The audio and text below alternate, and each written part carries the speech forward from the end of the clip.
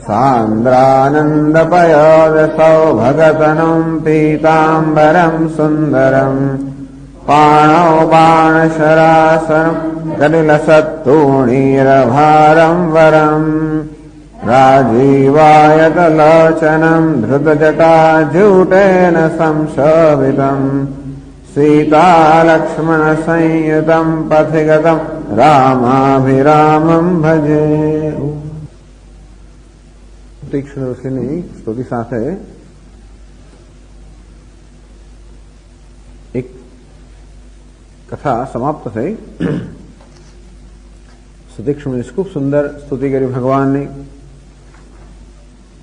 હે પાપનાશક, તમારા ભજનના પ્રભાવથી જ હું આપનો કંઈક મહિમા જાણું છું, તો અલ્પજ્ઞ છું, કંઈક મહિમા આપનો જાણું છું આપના ભજનના પ્રભાવથી જ। અને પછી વર્ણન કર્યું આપની માયા તો મોટા એક વિશાળ વટવૃક્ષ કે ગુલર વૃક્ષ સમાન છે, જેમાં અનેક બ્રહ્માંડ બધા સમાયેલા છે। જાણે કે એક વૃક્ષમાં નાના નાના ફળ લાગેલા હોય તેમ આ માયારૂપી વૃક્ષમાં અનેક બ્રહ્માંડ ફળ લાગેલા છે। અને એ સર્વના આપ તો સ્વામી છો, અને છતાં પણ આપ મને પૂછી રહ્યા છો। ભગવાન પૂછે છે કે આપ મને કહો કે અમારે ક્યાં જવું જોઈએ આગળ। એટલે એ તો કહે છે કે હું તો એક જ વરદાન માંગુ છું કે લક્ષ્મણ અને સીતા અને લક્ષ્મણ સહિત સદા આપ મારા હૃદયમાં નિવાસ કરો, અને પ્રગાઢ ભક્તિ, વૈરાગ્ય, સત્સંગ વગેરે ચરણ કમળમાં રતી હું જ આપની પાસે માંગુ છું। કહે છે કે આપના નિર્ગુણ સ્વરૂપને હું જાણું છું, પરંતુ વારંવાર મારું મન વળી વળીને પાછા આપના સગુણ સ્વરૂપમાં જ આવી જાય છે, એમાં જ મારો પ્રેમ થાય છે। આપ તો હંમેશા આપના સેવકોની મોટાઈ કરતા આવ્યા છો, અને તેથી આપ મને પૂછી રહ્યા છો। છેવટે ઉત્તર આપે છે, હાય પ્રભુ પરમ પનોહર ઠાઉ પાવન પંચવટી તહી નાઓ। ભગવાન દંડકારણ્યમાં તો છે જ। 10 વર્ષ સુધી ભગવાને દંડકારણ્યમાં જોતા ઋષિમુનિઓ સાથે સમય ગાળ્યો છે, અને બધા ઋષિમુનિઓની ઈચ્છા પૂરી કરી છે ભગવાનનો સત્સંગ કરવાની, એમનો સહવાસ હોવાની। કહે છે ટીકાકાર ક્યાંક 15 દિવસ, ક્યાંક મહિનો, ક્યાંક 6 મહિના, ક્યાંક વર્ષ, આમ ભગવાન બધા ઋષિમુનિઓના આશ્રમમાં એમનો નિવાસ કરેલો છે। ક્યાંક કોઈ 1-2 દિવસ પણ હોય। અને આ રીતે 10 વર્ષ થયા, અને કોઈ રાક્ષસોનો ત્યાં આગળ કોઈ સામનો ન થયો। એટલે હવે પછી પોતાનું જે અવતારનું કાર્ય છે એ આગળ ચલાવવા માટે ભગવાન ત્યાંથી પછી આગળ જાય છે। છેલ્લે અગસ્ત્ય ઋષિને મળ્યા, અને અગસ્ત્ય ઋષિ પછી એમને આ પ્રકારે સૂચના આપે છે। અગસ્ત્ય ઋષિને પૂછે છે ભગવાન મારે ક્યાં જવું, અને અગસ્ત્ય ઋષિ પછી એમને આગળ માર્ગદર્શન આપે છે। કહે છે કે આપ તો બધું જાણો છો, આપ સર્વજ્ઞ છો, છતાં આપ મને પૂછી રહ્યા છો, અને છતાં પણ પૂછ્યું છે માટે મારો ઉત્તર આપવો જોઈએ। હાય પ્રભુ પરમ મનોહર ઠાઉ પાવન પંચવટી તહી નાઓ। એક અત્યંત મનોહર સ્થળ છે પંચવટી, જેનું નામ છે। 5 વટ વૃક્ષ જ્યાં હોય, અથવા 5 પ્રકારના પવિત્ર વૃક્ષો જ્યાં હોય, અશ્વત્થ બિલ્વ વૃક્ષ, વટો ધાત્રી અશોકમ, એટલે કે અશ્વત્થ વૃક્ષ હોય, બિલ્વ વૃક્ષ હોય, વટ વૃક્ષ હોય, આંબાનું વૃક્ષ હોય, અને પીપળાનું વૃક્ષ હોય, આટલા વૃક્ષ હોય। પીપળા અને અશોક વૃક્ષ હોય, આટલા વૃક્ષ જ્યાં હોય એવા પંચવટી છે। દંડક બનું પુનિત પ્રભુ કરહુ। હે ભગવાન, એવા દંડકારણ્ય પવિત્ર બનાવો। ઉગ્ર શ્રાવ મુનિવર હરહુ। આ દંડકારણ્ય ગૌતમ ઋષિનો, ઉગ્ર ઋષિનો એટલે ઉગ્ર શાપ લાગેલો છે, એમાંથી આ દંડકારણ્ય મુક્ત કરો, અને વળી પાછું દંડકારણ્ય પહેલા તો પવિત્ર કરો। વાસ કરહું તહ રઘુકુલ રાયા। હે ભગવાન, આ દંડકારણ્યમાં આપ નિવાસ કરો, કી જે સકલ મુનિને પર દાયા, અને બધા ઋષિ મુનિ પર આપ દયા કરો। ત્યાં ઋષિ મુનિઓ અત્યારે બિચારા રાક્ષસોના ભયને કારણે ત્યાં રહી શકતા નથી, રહેતા હોય તો કોઈ પ્રકારની તપસ્યા કરી શકતા નથી, એમને કોઈ પ્રકારની સ્વતંત્રતા નથી, એટલે આપ સર્વને મુક્ત કરો। ચલે રામ મુનિ આય સુપાય। આમ અગસ્ત્ય ઋષિની આજ્ઞા પ્રાપ્ત કરીને ભગવાન આગળ ગયા। તુરત હિ પંચવટી નેરાઈ, અને તરત જ પંચવટી આવી ગયા। અને આ 13મા દોહાની અંદર કહે છે, છેલ્લે આપણે વાંચ્યો તે, ગીધરાજ સે ભેટ ભઈ, ગીધરાજ સે ભેટ ભઈ, बहुविधि प्रीति बढ़ाई, बहुविधि प्रीति बढ़ाई। गोदावरी निकट प्रभु, गोदावरी निकट प्रभु, रहे परन गृह छाई, रहे परम गृह छाई। ગીધરાજ સે ભેટ ભઈ, તો ગોદાવરી નિકટ પ્રભુ, આ ગોદાવરી નજીક રહે પરન ગૃહ છાઈ, ભગવાને સ્વયં પર્ણકુટી બનાવી ગોદાવરી નજીક પંચવટીમાં એમણે નિવાસ કર્યો. ગીધરાજ સે ભેટ ભઈ, ત્યાં ગીધરાજ, ત્યાં જટાયુથી એમને ત્યાં આગળ મેળાપ થયો. એટલે એવી કથા આવે છે કે ભગવાન હવે જઈ રહ્યા હતા તો બહુ જ વિશાળ કાયને એક એમણે ગીધને જોયો અને એમને લાગ્યું કે આ તો કોઈ રાક્ષસ લાગે છે. પૂછ્યું કે તું કોણ છે? અને ત્યારે પછી ગીધે કહ્યું કે હું કઈ રાક્ષસ નથી, હું તો આપના પિતાનો મિત્ર છું. એટલે એવી બધી કથાઓ આવે છે. એક વાર કઈક દશરથ રાજા તો બહુ જ અત્યંત પ્રતાપી રાજા હતા. એક વાર ગુરુજીએ કઈ કહ્યું જ્યોતિષ શાસ્ત્રના આધારિત કે શનિ કઈક એના ફલાણા ગૃહમાંથી જયેલો છે 12 વર્ષ સુધી. શનિ નામે 12 વર્ષ લાગતા, 12 વર્ષ સુધી. એટલા માટે 12 વર્ષ સુધી કઈક રોહિણી કયા નક્ષત્રમાં અંદર જવાનો છે ને કઈ હતું બધું. તો આવા બધા કઈ યોગ થવાના હતા, એને કારણે 12 વર્ષ સુધી દુષ્કાળ પડશે, વર્ષા નહીં થાય. આવું ખૂબ બધા ઉત્પાત થશે એવું કહેવામાં આવ્યું. એટલે દશરથ રાજાને તો એને કેમ નિવારી શકાય કે એને નિવારણ કરવાનો કોઈ ઉપાય જ નથી. પણ દશરથ રાજા પછી છેવટે પોતાનો દિવ્ય રથ લઈને પોતાનો રથ લઈને શનિના માર્ગમાં ગયા.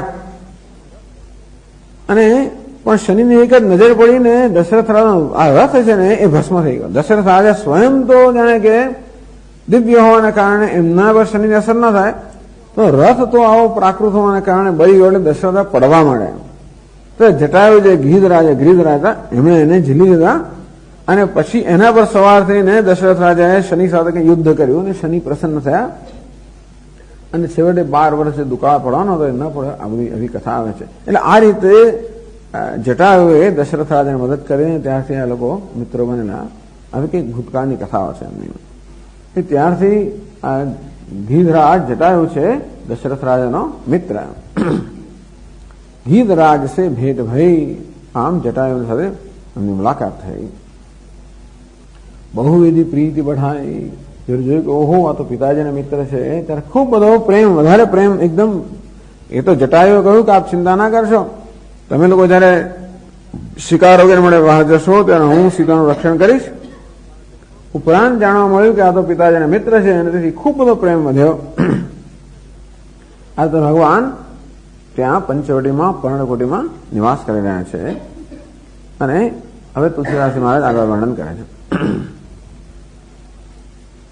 जब ते राम कीन तह बासा, जब ते राम कीन तह बासा, सुखी भये मुनि बीती त्रासा, सुखी भये मुनि बीती त्रासा, गिरिबन नदी ताल छ बिछाए, गिरिबन नदी ताल छ बिछाए, दिन दिन प्रति यही सोहि सुहाए, दिन दिन प्रति अति होहि सुहाए, खग मृग वृंद आनंदित रही, खग मृग वृंद आनंदित, मधुप मधुर गुंजत छवि लहही, मधुप मधुर गुंजत छवि लहही, सोबन बरनिन सक अहि राजा, सोबन बरनिन सक अहि राजा, जहाँ प्रकट रघुबीर बिराजा, जहाँ प्रकट रघुबीर बिराजा, जब ते राम कीन तह बासा, જ્યારથી ભગવાન ત્યાં આગળ નિવાસ કરવાનો શરૂ કર્યો. સુખી ભય મુનિ બીતી ત્રાસા, બસ બધા ઋષિઓ એકદમ ઋષિમુનિઓ અત્યંત આનંદિત થઈ ગયા અને બધા ત્રાસથી ભયથી મુક્ત થઈ ગયા. એટલે પહેલા તો આ વન એવું હતું કે ઋષિમુનિઓ બહાર પણ નીકળી શકતા ન હતા. તો પછી કહે છે કે વન આગળ આવશે, શૂર્પણખા રાવણને કહેવાની છે આનું દંડકારનું વર્ણન કરતા કરતા. જીનકર ભુજબલ પાય દશાનન અભય ભય વિચરત મુનિ કાનન. જેની ભુજાનું બળ પ્રાપ્ત કરીને હે દશાનન હે રાવણ, આ બધા ઋષિમુનિઓ બધા અત્યંત નિર્ભયતાથી વનમાં વિચરણ કરી રહ્યા છે. દંડકારણ્યમાં રહેનારા તો શું, એની બહાર રહેનારા લોકો પણ ભયભીત હતા. આ બધા લોકો હવે નિર્ભય થઈને આનંદ સહિત વનમાં વિચરણ કરી રહ્યા છે. આમ ભગવાન આવીને ઋષિમુનિઓને ભયમાંથી મુક્ત કર્યા. પછી ગિરિવન નદી તાલ છબીછાય. પહાડો, વન, નદીઓ, તળાવો આ બધા પણ સુંદર બનવા મળ્યા, ખૂબ શોભાથી છવાઈ ગયા. દિને દિને પ્રતિ અતિ હોહી સુહાય. દરરોજ એમની સુંદરતા વધુ એકદમ વધવા લાગી. એટલે શોભા એકદમ છવાઈ ગઈ. આમ તો સુશોભિત હતું, પણ ભગવાન ના આવત એટલે આ બધા પેલા રાક્ષસોના ત્રાસને કારણે આવું સુંદર બનવું હતું, એ પણ ત્યાં સુશોભિત ન હતું. ભગવાન નાવાને કારણે બધું દિન પ્રતિદિન બધું સુશોભિત બનતું ગયું. ખગ મૃગ વૃંદ આનંદિત રહે. પશુ પક્ષીઓ, ખગ મૃગ આ પશુ પક્ષીઓના વૃંદ બધા એકદમ આનંદમાં રહેવા લાગ્યા. મધુપ મધુર ગુંજત છબી લહી. અને આ બધા ભ્રમરો પણ મધુર ગુંજાઓ કરવા લાગ્યા. એને કારણે શોભા ખૂબ જ વધી ગઈ. એટલે કહે છે કે બધા પ્રાણીઓ પણ પોતાનું જે સ્વાભાવિક વૈર છે ભૂલી ગયા અને એકબીજા સાથે પ્રેમ કરવા લાગ્યા. એટલે અહીં તો ખગ મૃગ વૃંદ આનંદિત રહી. આવા કે આ પશુઓ અને પક્ષીઓ આનંદમાં રહે બહુ મુશ્કેલ વસ્તુ છે. આપણને લાગે કે આનંદમાં છે, પણ સતત ભયભીત હોય છે. કારણ કે હંમેશા એમને કોઈનો કોઈ પ્રાણીનો ડર રહેલો જ હોય છે. તો આનંદમાં ક્યારેય વિચરણ કરી શકે જ્યારે કોઈ ભય ના હોય. જેમ ઋષિમુનિઓ બધા ભયથી મુક્ત થઈ ગયા, તેમ પશુ પક્ષીઓ બધા પણ ભગવાનની સન્નિધિથી ભયથી મુક્ત થઈ ગયા. એટલે એમ કહી શકાય કે પોતાનો સ્વાભાવિક વૈર ભૂલી ગયા અને આનંદથી વિચરણ કરવા લાગ્યા. મધુર ગુંજત છબી લહી. અને ભ્રમરો પણ એ બતાવે છે કે ભ્રમરો જયારે ગુંજરાઓ કરતા હોય તો ખૂબ સુંદર પુષ્પો હશે. એટલે બધા વૃક્ષો પર ખૂબ પુષ્પ, ફળ અને ફૂલ ને બધું ખૂબ હોવું જોઈએ. અને એ ભ્રમરો બધા ગુંજરાઓ કરે છે અને આમ શોભા એકદમ વધી ગઈ. સોબન બરન સક અહી રાજા. તુલસીદાસ મહારાજ કહે છે કે આ વનનું વર્ણન તો અહી રાજા એટલે શેષનાગ પણ ન કરી શકે. બાકી શેષનાગ ગમે તેનું વર્ણન કરી શકે. 1000 એમની ફેણ છે. દરેક ફેણમાં એમની 2 જીભ છે. વિચાર કરો, 1000 ફેણ હોવાના કારણે એક સાથે બધી બાજુ, આપણે એક જ બાજુ જોઈ શકીએ. વર્ણન કરવું હોય તો એક મુખ હોય તો એક બાજુ જોઈ શકો અને વર્ણન કરો. 1000 એમની ફેણ હોવાના કારણે બધી બાજુ એક સાથે જોઈ શકતા હોય છે. અને એટલા માટે કશું નજર બહાર હોય નહીં, બધાનું વર્ણન કરે ને. વર્ણન કરવાનું આપણે એક જીભ હોય. બધી બાજુ 1000 મુખ અને દરેકમાં 2 જીભ, 2000 જીભથી વર્ણન કરી રહ્યા છે. એટલે કે શેષનાગ સમાન વર્ણન કરનાર કોઈ નથી. સોબન બરન સક અહિરાજા. ભલે શેષનાગ 4 બાજુ નજર કરે, સતત વર્ણન કર્યા કરે, પણ અહિરાજા શેષનાગ પણ આ વનની સુંદરતાનું વર્ણન કરવા શક્તિમાન નથી. જ્યાં પ્રકટ રઘુવીર વિરાજા. જ્યાં રઘુવીર પ્રકટ વિરાજમાન છે એવા સ્થળનું શેષનાગ પણ વર્ણન કરવા શક્તિમાન નથી. એટલે બંને વસ્તુ થઈ ગઈ. પહેલા કહેવામાં આવ્યું કે સર્વનો ભય જતો રહ્યો. એમ કરીને જે કે આ વનમાં દોષ હતા એ દોષ સર્વ દૂર થઈ ગયા. અને કહ્યું કે સર્વત્ર સુંદરતા છવાઈ ગઈ. એમ કહીને જે કે ગુણ હોય એ બધા ગુણો પણ ત્યાં આગળ પ્રાપ્ત થઈ ગયા. આમ ભગવાનની સન્નિધિ માત્રથી દોષનું અપાનયન અને ગુણનું આધાન અપાવત થઈ ગયું. બસ એટલે આ પ્રકારનું એક વર્ણન કર્યું ભાઈ ચોપાઈમાં કે કેવું સુંદર ત્યાં વાતાવરણ છે. એટલે એવું વાતાવરણ છે જે બ્રહ્મ વિદ્યાને યોગ્ય વાતાવરણ છે, ભક્તિને યોગ્ય વાતાવરણ, વૈરાગ્ય વિવેક બધાને યોગ્ય વાતાવરણ છે. અંતે ત્યાં વાતાવરણને કારણે એક સંવાદ ત્યાં એક સંવાદ થઈ રહ્યો છે, થશે. એનું લક્ષ્મણોપદેશ પ્રસંગ. એક લક્ષ્મણ ગીતા આવે છે, એવી જ આ ગીતા અહીં છે. લક્ષ્મણ ઉપદેશનો પ્રસંગ એનું આગળ તુલસીદાસ મહારાજ વર્ણન કરે છે. એક બાર પ્રભુ સુખ આસીન. એક બાર પ્રભુ સુખ આસીન. લક્ષ્મણ બચન કહે છલહીન. લક્ષ્મણ સુર નર મુનિ સચરાચર સાઈ. સુર નર મુનિ સચરાચર સાઈ. मैं पूछो निज प्रभु की नाई, मैं पूछो निज प्रभु की नाई।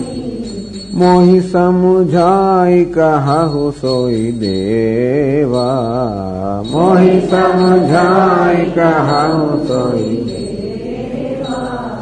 सब तजी करो चरण रज सेवा, सब तजी करो चरण रज सेवा। कहु ज्ञान विराग अरु माया, कहु ज्ञान विराग अरु माया। कहु सो भगति करहु जेहि दाया, कहु सो भगति करहु जेहि दाया। एक बार प्रभु सुख आसीना, एक बार भगवान आनंदथी सुखथी બેઠેલા હતા। હવે તો સુખથી બેઠેલા પણ સુખથી બેઠેલા હતા, એનો બેસવાનો સમય મળે ટૂંકમાં।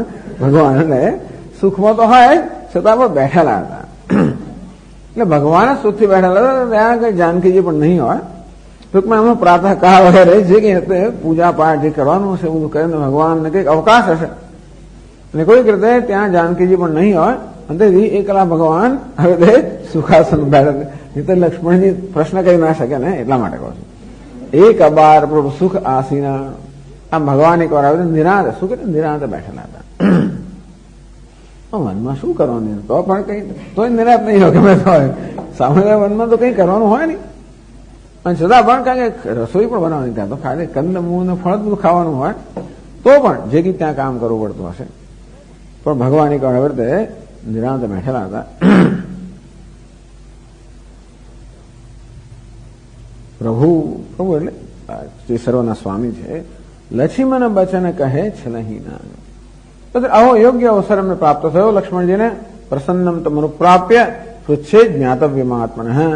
જયારે પ્રસન્નતા હોય, ગુરુજી જયારે પ્રસન્ન હોય ત્યારે પોતે જે પૂછવાનું હોય એ પ્રશ્ન કરવો જોઈએ, એમને ન કરવો જોઈએ। એટલે લક્ષ્મણ બચન કહે છલહીના। લક્ષ્મણજી ત્યાં છલહીન, કોઈ પણ છળ ને કપટ રહિત ના વચન કહ્યા।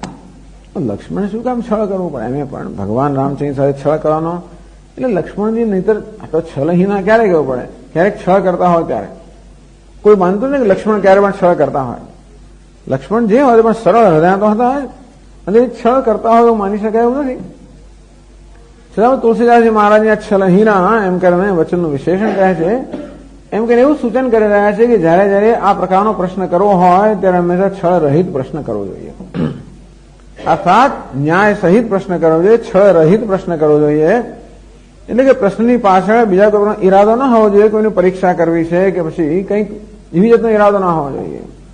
ત્યાં તો પછી વાદ વિવાદ કરવો હોય, કોઈની પરીક્ષા કરવી હોય, અથવા તો કોઈને ખોટા ઠરાવવા હોય, પોતાને સાચા ઠરાવવા, એવી કોઈ જાતનો અજેન્ડા, કોઈ જાતના પ્રયોજન વગર માત્ર જિજ્ઞાસાથી પ્રેરાઈને જયારે પ્રશ્ન કરવામાં આવે એ પ્રકારનો પ્રશ્ન। એટલે કે લક્ષ્મણજીએ માત્ર જિજ્ઞાસાથી પ્રેરાને આ પ્રશ્ન કર્યો, એનો ભાવ છે છલહીના।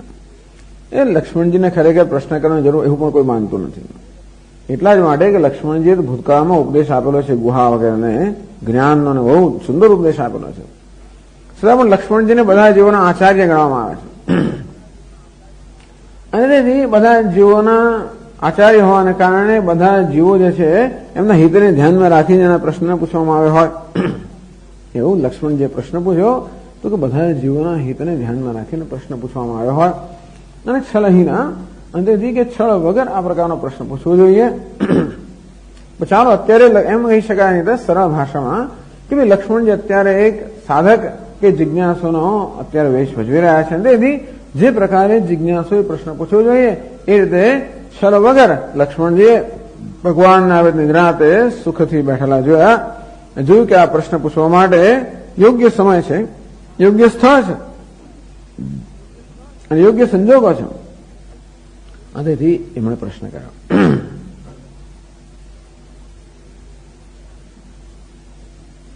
આમ તો લક્ષ્મણજી બંને છે, મિત્ર ભાઈ પણ છે અને જોડે ભક્ત પણ છે। જેમ ભગવાન કે ને ભક્તો સમે સખા છે, આમ અર્જુન ભગવાનના સખા પણ ખરા અને ભક્ત પણ ખરા, તેવી રીતે લક્ષ્મણજી ભગવાનના ભાઈ પણ ખરા અને ભક્ત પણ ખરા. એટલે આ ઉપદેશ ભાઈને તો આપે તો ધર્મનો જ ઉપદેશ આપે. ભાઈને જો કહેવાનું હોય તો હંમેશા ધર્મ વિશે કહેવાનું હોય, પણ ભક્ત જયારે હોય ત્યારે એનું હિત થાય એ પ્રકારનો ઉપદેશ કરે છે. તો લક્ષ્મણ બચન કહે છલહીન, લક્ષ્મણજીએ છલહીન વચન કયા. સુર નર મુનિ સચરાચર સાઈ, ભગવાન આપતો સુર એટલે કે દેવતાઓ, મનુષ્યો અને જળ અને ચેતન જગતમાં જે કહે છે એ સર્વના સ્વામી છો. એટલે કે આપ ઈશ્વર છો.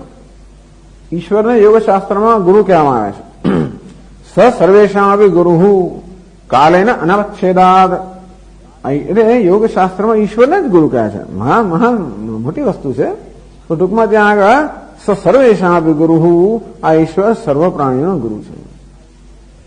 એટલા જ માટે એ રીતે કે એનું કોઈ ગુરુ નથી. એટલા માટે આમ તો બીજા આપણા ગુરુ હોય ખરા, પણ એ હંમેશા બધાના ગુરુ ના હોય. સર્વેશાં અપી ગુરુઃ, પોતાના ગુરુ તો ગુરુ ના થાય ને.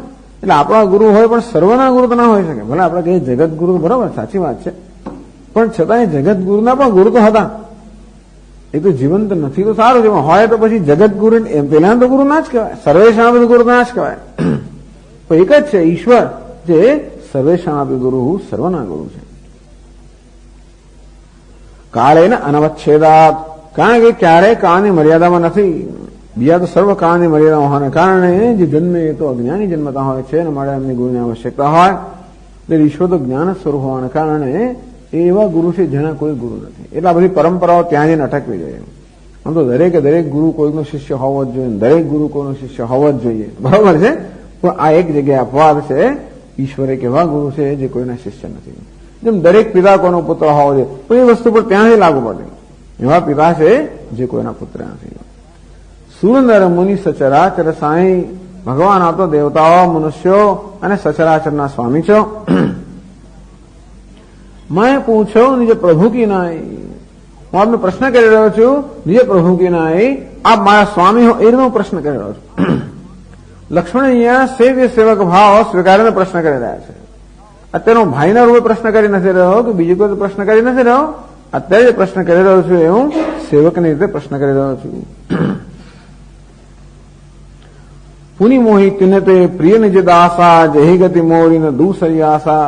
બસ આ તો તેને તે પ્રિય નિજ દાસા, ભગવાન કહે છે કે મારો દાસ છે ને એ સૌથી મને જે બધા જ્ઞાની ભક્તો હોય ને એ તો જાણે કે બધા મારો પુત્ર ખરો. તો કેવો પુત્ર છે? તો કે યુવાન પુત્ર છે, એની જાદે ચાલી શકે એવો છે.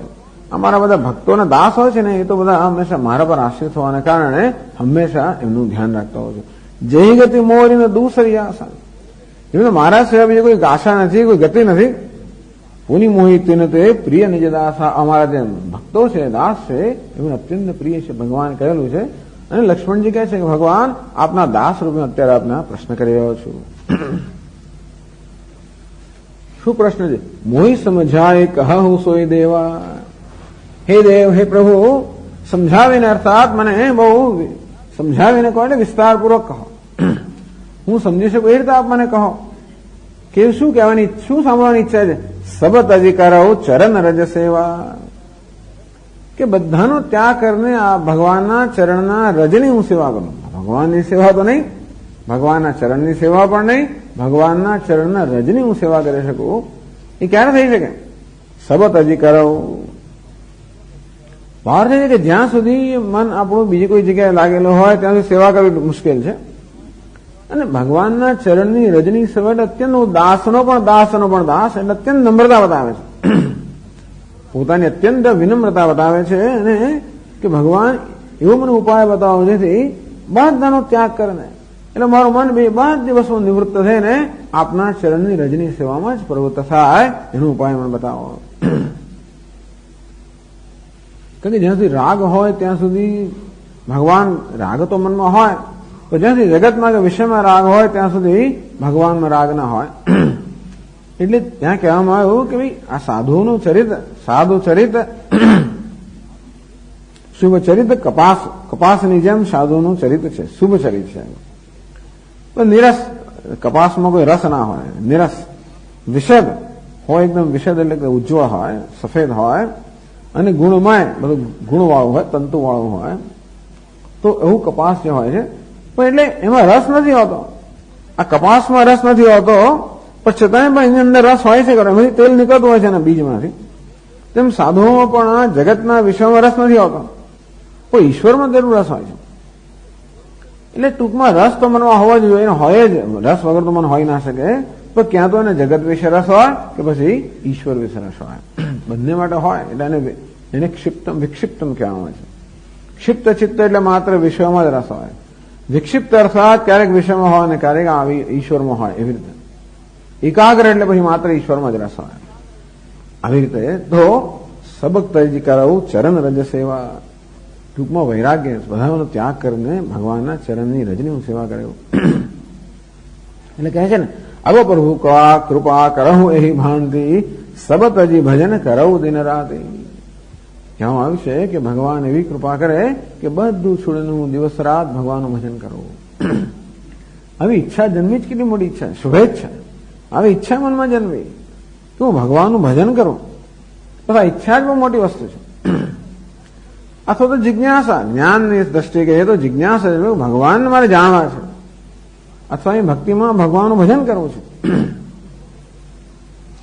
કહું જ્ઞાન વિરાગ અરુમાયા, ભગવાન મને આ વિશે પણ કહો. જાણે છે લક્ષ્મણજી કે ભગવાન બધું છોડીને ભગવાનના ચરણની સેવા કરવા માટે, ભજન કરવા માટે બધાને જાણવું પડે. બધાને છોડવું હોય તો બધાને જાણવું પડે. એટલે કે છે કહું જ્ઞાન, ભગવાન આપણને જ્ઞાન વિશે કહો, વિરાગ વૈરાગ્ય વિશે કહો, અરુ માયા અને માયા વિશે કહો. કહી સંત મુનિ વેદ પુરાના, નહીં કુછ દુર્લભ જ્ઞાન સમાના. જાણે છે લક્ષ્મણજી કે સંત મુનિ વેદ અને પુરાણો બધા કહ્યું છે જ્ઞાન સમાન દુર્લભ કઈ જ નથી. જ્ઞાન મોક્ષ પ્રદ વેદ વખાના, અને જ્ઞાન કેવું છે, વેદોએ પણ વિસ્તારથી કહેલું છે કે જ્ઞાન મોક્ષની પ્રાપ્તિ કરાવનારું છે, અને તેથી એ જ્ઞાન વિશે આપ મને કહો. કોઈ વૈરાગ્ય તો કે વિવેકમાંથી, વિવેક આગળ વર્ણન કરવામાં આવ્યું કે વિવેક રાજા હોય તો વૈરાગ્યનો મંત્રી છે, એવું કહેવામાં આવ્યું. અને વૈરાગ્યની મને વાત કરો, એનો અર્થ એ થયો કે જ્ઞાન માટેમાં વૈરાગ્ય જોઈએ અને ભક્તિ માટેમાં વૈરાગ્ય જોઈએ. વૈરાગ્ય છે તો ક્યાં આગળ વધાય જ નહીં. અરુ માયા, અને મને માયા વિશે કહો. કારણ કે આ વસ્તુ શેને કારણે આ બધું બંધન છે, શેને કારણે આ બધો રાગ દ્વેષ છે, શેને કારણે આસક્તિ છે, એટલે કે મને માયા વિશે કહો. કોન આ બંધ કથમેશ આગત હે, આ બંધન ક્યાંથી આવ્યો, કથમ પ્રતિષ્ઠા છે, આ બંધનની પ્રતિષ્ઠા કેમ ચાલુ જ કેમ રહે છે, વગેરે. તો કે માયા વિશે મને કહો. એટલા જ માટે કે માયાને પણ જાણવી જોઈએ, જેથી શેને નિવૃત્ત થવાનું છે. એટલે જેવી રીતે મોક્ષનું આપણે જ્ઞાન હોવું જોઈએ, મોક્ષનું સ્વરૂપ જાણવું જોઈએ, તેમ બંધનનું સ્વરૂપ પણ પહેલા જાણવું જોઈએ, જેથી સમય નિવૃત્ત થવાનું છે આપણે સમજી શકીએ. કહું સો ભગતિ કરહું જે હિદાયા, અને ભગવાન આપ મને આપની ભક્તિ વિશે કહો, જેનાથી આપ સર્વ પર દયા કરી રહ્યા છો. ભક્તિ એટલે ભક્તિ વિશેનો પ્રશ્ન કર્યો. એટલે પહેલા તો એ સાધન મને બતાવો જેથી બધી વસ્તુ છોડીને આપના ચરણરજની સેવા કરી શકો. ભગવાન આપ મને જ્ઞાન વિશે કહો, આપ મને વૈરાગ્ય વિશે કહો, આપ મને માયા વિશે કહો, આપ મને ભક્તિ વિશે કહો. ભક્તિની પરિભાષા અહીંયા ટીકાકાર કરે છે, જાણે છે બધા. ભક્તિ પણ એક તો ભજનમ, ભક્તિ એટલે કે ભજન. ભજનની એક વ્યાખ્યા કરો, અંતઃકરણ સે ભગવદાકારતા ભક્તિ.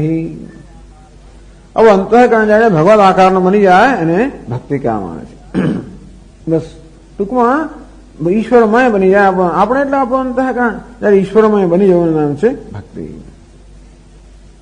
અથવા તો ભજ્યતે સેવ્યતે ભગવદ આકારમ અંતઃકરણમ ક્રિયતે અનયા, અથવા જેના વડે આ ભગવદ આકાર તો અંતઃકરણ થાય. એક સાધન રૂપા ભક્તિ છે, બીજી સાધ્ય રૂપા. ટૂંકમાં જેનાથી આપણું મન ભગવદ આકારનું બને એ સાધનને પણ ભક્તિ કહેવાય, અને આપણું મન ભગવદ આકારનું બને એ જે સાધ્ય છે એને ભક્તિ કહેવાય. એટલે મુખ્ય અર્થમાં ભક્તિ કોને કહેવાય કે આપણું અંતઃકરણ ભગવાનના આકારનું બને. જ્ઞાની વેદાંત લોકો જુદી વસ્તુ માંગે. શું છે ભાઈ? મહાવાક્યોપદેશ જનિત બ્રહ્માકાર કારિતા વૃત્યારૂઢ ચૈતન્યમ. ટૂંકમાં જ્ઞાન વૃત્તિ. અહીં તો અહીં ભક્તિની વાત કરે તો કે જેથી ભગવદ આકાર. તો ભગવદ આકાર એટલે શું કે ભગવદ આકાર એટલે જે ભગવદ આકાર. એટલે વેદાંત લોકો એમ ના કે અમે ભક્ત નથી. ભગવદ આકાર એટલે તમે જાણો કે સગુણ બ્રહ્મ આકાર કહો તો કઈ નહીં, આ નિર્ગુણ બ્રહ્માકાર પણ એટલે બ્રહ્મ. ટૂંકમાં આપણું અંતઃકરણ જે છે એ ભગવાનના આકારનો બની જવું જોઈએ. જેવું આપણા અંતઃકરણનો આકાર હોય કે જેવું આપણું મન હોય તો આપણે જેવું મન તેવું માનવી. એટલે મન જો ભગવાન મન હોય તો પછી માનવી પણ ભગવાન જ છે. એટલે આપણે ભક્તિના સંદર્ભમાં હંમેશા સગુણ, આપણે ભક્તિનો અર્થ આમ સામાન્ય રીતે સગુણ ભક્તિ એટલે સગુણ બ્રહ્મની ભક્તિ એવું સમજવામાં આવે. એ દ્રષ્ટિએ જોવા જઈએ તો મનને એક આકારની જરૂર છે અને તેથી આપણું મન ભગવાનના આકારનું બની જાય એ પ્રકાર. એટલે કહે ને મન તો આપણે મીણ જેવું છે ને જે પ્રકારના બીવામાં ઢાળી એ પ્રકારનું ઢાળી શકાય અને મળે ભગવાન રૂપી બીવામાં ઢાળેલું મન હોય એનું નામ ભક્તિ. અથવા ભક્તિનો પરમ પ્રેમ સ્વરૂપ. નારદ મુનિ જેમ કહે કે ભક્તિ એટલે પરમ પ્રેમ સ્વરૂપ. પછી લોકોને થોડો અસંતોષ થાય, પરમ પ્રેમ ના હોય તો ભક્તિ ના કહેવાય, તો પણ કહેવાય તો ખરી. આ પરમ પ્રેમ સ્વરૂપ ભક્તિ એટલે સાત્વિક ભક્તિ. પછી પૂરેપૂરું સત્વ ના હોય, રજોગુણ હોય તો ભક્તિ હોય ભગવાનની, અને તમોગુણ હોય તો ભગવાનની ભક્તિ હોય. એટલે આ બધા રાક્ષસો એને પણ ભગવાન પોતાના ભક્ત કહે, વાંધો નથી. એટલે તમોગુણમાંથી રજોગુણ, રજોગુણમાંથી સત્વગુણ. એટલે પહેલા કોણ મળી, પેલી સુરસા મળી, પછી લંકીની મળી. એટલે હવે રીતે એક પેલા તમોગુણમાંથી રજોગુણ, રજોગુણમાંથી સત્વગુણ. જો કે એમાં કઈ ક્રમ જયારે તમોગુણ કહેવાય અને સુરસા રજોગુણ કહેવાય જે હોય તો પણ. એટલે ટૂંકમાં રાજસી ભક્તિ, તામસી ભક્તિ એવું પણ છે. ઉમા રામ મૃદુ ચિત્ત કરુણાકર. હે ઉમા રામ મૃદુ ચિત્ત કરુણાકર. ભગવાન મૃદુ ચિત્તના છે, કરુણાકર છે. વૈર ભાવ સુમિરત મોહી નિશિચર દેહી પરમ ગતિ સોજી આજા. વૈર ભાવ સુમિરત મોહી નિશિચર એમ કે છે કે નિશિચર આ રાક્ષસો વૈર ભાવથી મારું સ્મરણ કરતા હોય છે. દેહી પરમ ગતિ સોજીએ જાની. એમને પણ ભગવાન પરમ ગતિ પ્રદાન કરનાર છે. આમ ટૂંકમાં આ તામસ ભક્તિ થઈ આવી. જે રાક્ષસોની ભક્તિ છે પૂતનાને પણ પરમ પ્રદાન કેવું કરી શકાય? તો પૂતનાનું વર્ણન તો આવશે બધું. પૂતના કેવી હતી ને શું કરે, કેવા ઉદ્દેશથી આવેલી ને કઈ ઘાતેની ને ફલાણી ઘણું બધું તો એવી જે છે. એટલે વેદાંતમાં આ બધી વસ્તુનું વર્ણન કરવું મુશ્કેલ થઈ જતું હોય. પણ એને પણ જયારે પરમ ગતિ પ્રદાન કરી, કોઈક રીતે ભગવાનના આકારનું અંતઃકરણ તો થયું ને એનું. ભલે દ્વેષ થયો, વૈર ભાવથી થયો, કોઈક રીતે ભગવાનના આકારનું અંતઃકરણ થયું. જેમ પેલા મારી જ રાક્ષસ હતો એને ભગવાને ઉલટું બાણ માર્યું, બુઠ્ઠું બાણ માર્યું, તોય પણ ક્યાં ને ક્યાં દરિયામાં જઈને પડ્યો. ત્યારથી એવો ભયમાં કે બસ એને રામ સિવાય બીજું કઈ સૂઝે જ નહીં. આમ રામ એવો શબ્દ સંભળાય ને એકદમ બિચારો ભયભીત થઈ જાય. એટલે કોઈક રીતે આમ ભગવદ આકાર વૃત્તિ થઈ. કમ્સ હોય તો એ શું, ભગવાનને ડરતો છે હંમેશા. ચાલો તો કે એ મારું ભજન કરે છે. એમને શું છે, મળતા નથી કોઈ ભક્તો, એટલા માટે જે કોઈ મળે ટૂંકમાં એનું ભજન કરવાનો કોઈ, એમને યાદ કરવાનો કોઈ છે નહીં. એમને વિચાર થતું હોય છે ને કે આખા દુનિયાને મેં રચના કરું તો એમને યાદ નથી કરતો. એમણે પોતે જ આમ આયા વડે એવું જગત રચ્યું કે બધા એમને જ ભૂલી ગયા. એટલે કોઈ પણ રીતે એમને યાદ કરે, વૈરભાવ યાદ કરે તો પણ ખુશ થઈ જાય. પેલો નારાયણ એમને એમ કે ભાઈ તમારું નામ ભગવાન આપનું નામ થઈ ગયું, નાના નારાયણ નામ તો મારું જ છે, અને દીકરાનું ક્યાંથી થયું, એનો દીકરો તો હમણાં જન્મ્યો. એટલે ભગવાનને પણ એમને આવી જરૂર છે. ટૂંકમાં પેલું એક ભાષા વેલિડેશન, ટૂંકમાં બધી વસ્તુ વેલિડેટ કરવી જોઈએ, જે વસ્તુને સમર્થન આપવું જોઈએ. ભગવાનને સાત્વિક ભક્તિ એટલે કે ભગવત આકાર અથવા તો અને છેલ્લે વેદાંતની પરિભાષામાં કહીએ તો જીવન બ્રહ્મનું ઐક્ય. એટલે કહુ સો ભગતિ કરહુ જહી દાયા. તો ભાગો ભક્તિ, ભાગ પાડી દેવો, ભગવાનનો ભાગ પાડી દેવો, જગતનો ભાગ પાડી દેવો બસ. અને જગતનો ભાગ છોડી દેવાનો, ભગવાનનો બધો ભાગ આપી દેવો. ટૂંકમાં એમ કરીને ભંજનાથ ભક્તિ, જગત સાથેનો સંબંધ તોડી નાખો. હવે એટલે ભક્તિ શબ્દનો અર્થ સમજાવવા આવે છે. અથવા તો ભજ સેવાયામ ભક્તિ એટલે ભજ એટલે સેવા કરવી, અને તી એટલે કે સ્નેહપૂર્વક ભગવાનની સેવા કરવાની ભક્તિ. તો આ પ્રકારે લક્ષ્મણજી માંગે છે અને આગળ 14માં દોહા માંગે છે. ઈશ્વર જીવ ભેદ પ્રભુ, ઈશ્વર જીવ ભેદ પ્રભુ, सकल कहु समुझाई, सकल कहु समुझाई, जाते होई चरण रति, जाते होई चरण रति, शोक मोह भ्रम जाई, शोक मोह भ्रम जाई। ईश्वर जीव भेद प्रभु, वाह બહુ જોરદાર પ્રશ્ન છે બધા. હે પ્રભુ, ઈશ્વર ને જીવમાં શું ભેદ છે? આપણને એમ કે રામચરિત માનસમાં કે બીજું પણ આ વસ્તુ છે. એટલે ભગવાન ઈશ્વર ને જીવમાં શું ભેદ છે? સકલ કહું સમજાય, આ બધું મને સમજાવીને કહો. આમ લક્ષ્મણજી એક પછી એક 6 પ્રશ્નો પૂછી નાખ્યા, એક પછી જાતે હોય ચરણ રતિ, શોક મોહ ભ્રમ જાય. ભગવાન આ બધું મને વિસ્તારપૂર્વક સમજાવીને કહો. જાતે હોય ચરણ રતિ, જેથી અને આપના ચરણમાં મને પ્રેમ જન્મે. શોક મોહ ભ્રમ જાય, મારો શોક મોહ અને ભ્રમ દૂર થઈ જાય. આ મને એટલા માટે આ બધું સમજાવીને કહો. ટૂંકમાં એમને એમ કહેશો કદાચ મને સમજ ના પડે, પણ માટે સમજાવીને કહેવું નથી કે વિસ્તારથી કહેવું નહીં નથી, સમજાવીને કહેવું એવી રીતે કહેવું જેથી શ્રોતાને સમજ પડે. બસ એટલું જ. આમ 6 પ્રશ્નો લક્ષ્મણજીએ પૂછેલા છે. પણ છેવટે શું પૂછે છે? જાતે હોય ચરણ રતિ, પોતાનું લક્ષ્ય શું છે? અને એ ટીકાકારો માને છે કે આ બધા પ્રશ્નોના છેવટે ઈચ્છે છું જાતે હોય ચરણ રતિ, જેથી મને ભગવાનના ચરણ રતિ. બસ લક્ષ્મણજી સેવક જ રહેવા માંગે છે, ભગવાનની સેવા કરવા માંગે છે. એટલે ભક્તોની જેમ એ મુક્તિ નથી માંગતા, પરંતુ ભક્તિ જ માંગી રહ્યા એવું લાગે છે. ચાલો, એટલે હવે ભગવાન ઉપદેશ શરૂ થાય છે અહીંયા. શોક મોહ ભ્રમ જાય, હોય વિવેક મોહ ભ્રમ ભાગા, તબ રઘુનાથ ચરણ અનુરાગા. હોય વિવેક મોહ ભ્રમ ભાગા, એટલે વિવેક જન્મે ત્યારે મોહ અને ભ્રમ નાશ થઈ જાય. મોહ અને મોહ જન્મનો ભ્રમ નષ્ટ થઈ જાય. તબ રઘુનાથ ચરણ અનુરાગા, અને ત્યારે રઘુનાથના ચરણમાં અનુરાગ જન્મે. રઘુનાથના ચરણ અનુરાગ ન જન્મવાનું કોઈ કારણ જ નથી. ખરેખર ત્યાં જ અનુરાગ જન્મવો જોઈએ. પ્રત્યેક મનુષ્ય એ જ ઈચ્છી રહ્યો છે. છતાં પણ અવિવેક હોવાને કારણે, મોહને કારણે ફરીથી ઈચ્છે તો પરમ આનંદ ઈચ્છે છે, અને એક જ સ્થળે પ્રાપ્ત છે રઘુનાથજીના ચરણમાં, અને છતાં એમાં અનુરાગ એટલા માટે થતો કે વિવેકનો જ અભાવ છે. બીજે ક્યાંક આનંદ દર્શન કરતો હોવાને કારણે જ અહીં આગળ આનંદ નથી દેખાતો નથી. અને તેથી વિવેકથી મોહ ભ્રમ ભાગા. હોય વિવેક મોહ ભ્રમ ભાગા. વિવેક જયારે જન્મે ત્યારે મોહ અને ભ્રમ જયારે નષ્ટ થઈ જાય, અને ત્યારે ભગવાનના ચરણમાં અનુરાગ જન્મે. એટલે ટૂંકમાં બધા સાધનોનું છેવટે અંત કયો? બધા સાધનોનું પરિણામ કયો? ભગવાનના ચરણમાં અનુરાગ જન્મવો. આ ભક્તિ શાસ્ત્રનો સિદ્ધાંત છે કે બધા સાધનોનું અંતિમ પરિણામ ભગવાનના ચરણમાં અનુરાગ. વેદાંતિ લોકો એમ કે બધા સાધનોનું પરિણામ ભગવાનનું જ્ઞાન.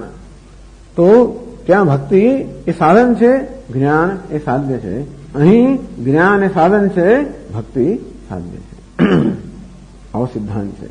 ટૂંકમાં તુલસીદાસજી મહારાજ તો બધું જાણે જ છે, એક જાતના સિદ્ધાંતો જાણે છે. એટલે અદ્વૈત સિદ્ધાંત વ્યવસ્થિત રીતે જાણે છે, અને બીજા બધાએ પણ. એટલે એમની પહેલા જે કે આચાર્ય થઈ ગયા બધાના સિદ્ધાંત એમને જ્ઞાત છે, વિશિષ્ટ અદ્વૈત.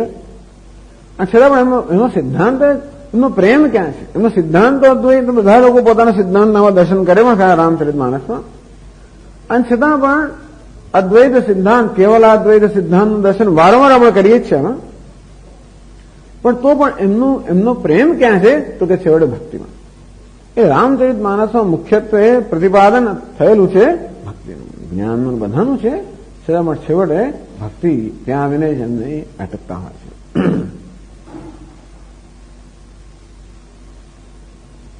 એટલે ભગવાન હવે ઉત્તર આપે છે. થોરે હમ સબ કહું બુઝાઈ, થોરે હમ સબ કહું બુઝાઈ, સુનહુ તાપ મતિ મન ચિતુલાઈ, સુનહુ તાપ મતિ મન ચિતુલાઈ, मैं अरु मोर तोर ते माया, मैं अरु मोर तोर ते जही बस कीने जीवन का, जही बस कीने जीवन का। एक एक चौपाई लेवी सारी है। तो थोड़े महसब कहूं बुझाई, सुनहु तात, बहु प्रेम से भगवान उपदेश कर रहा है कि हे तात सामा थोड़े में सब कहूं बुझाई। હું થોડાક આ સંક્ષેપમાં બધું તને સમજાવીને કહીશ, સમજાવીને કહીશ પણ વિસ્તારથી કહીશું નહીં, થોડાકમાં હું તને વિસ્તારથી સમજાવીને કહીશ.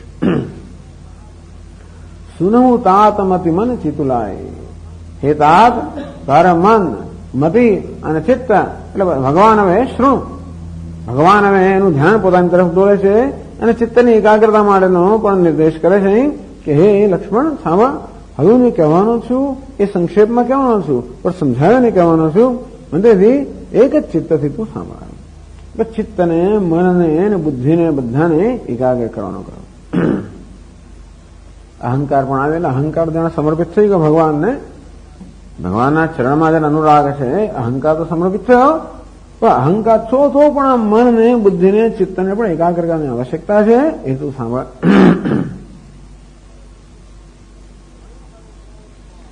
मैं अरु मोर तो आ બધા બહુ પ્રસિદ્ધ વાક્ય છે તુલસીદાસ મહારાજના, ખૂબ બધા. मैं अरु मोर तोर ते माया.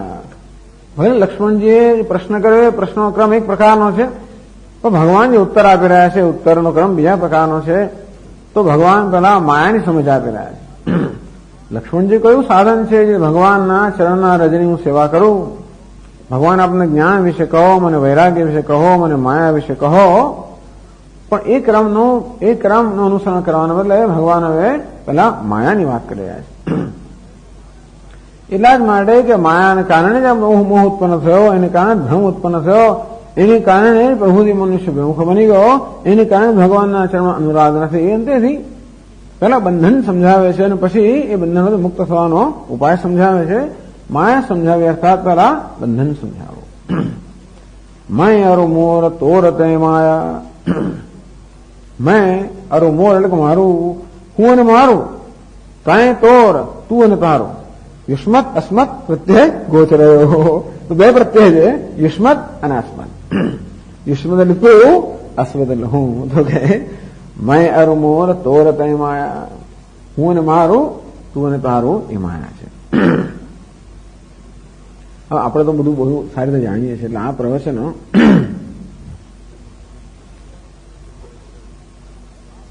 રજ સીપ મોહ ભાસ જેમી યથા ભાનુ કરવારી, જદ વિમૃષાતિ હુ કાળ સોઈ ભ્રમણ સકઈ કોઈ તારી.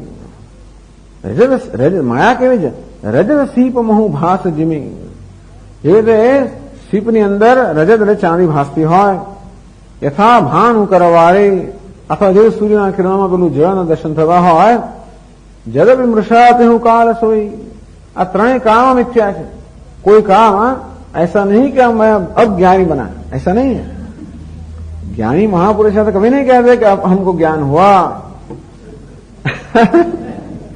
अब ज्ञानी बना. तीनों का जल विमृषा तीनों काल सोई, तीनों काल में माया नहीं है, तीनों काल में अज्ञान था नहीं, तीनों काल में कोई बंधन था नहीं. ऐसा नहीं कि मैं बद्ध था और अब मुक्त हो गया, मैं नित्य मुक्त हूं.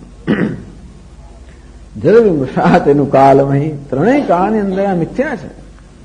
શિપોલીમાં ચાંદી કે પછી મરુભૂમિમાં જળના દર્શન, સોઈ ભ્રમ સકઈ કો ઉટારે, છતાં પણ આ ભ્રમને કોઈ ટાળી શકતો નથી. એ બધી જગા હરિ આશ્રિત રહી. આ રીતે આને કારણે સમગ્ર જગત ભગવાનના આશ્રયમાં છે. જદપિ અસત્ય દેખ દુઃખ અહી,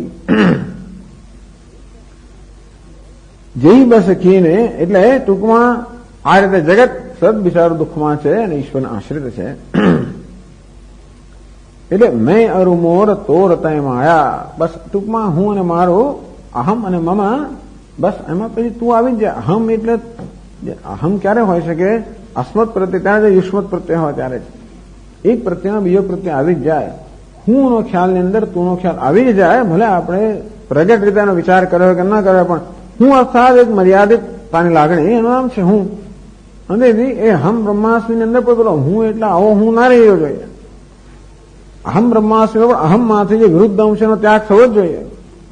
અહમનો અર્થ નહીં કે હું એટલે અહંકાર બ્રહ્મ છે, એવું તો નથી. અહંકારનું જે જડ અંશ છે તેનો ત્યાગ થવો જોઈએ. અહંકારનું ચેતન અંશનું ગ્રહણ થવું જોઈએ.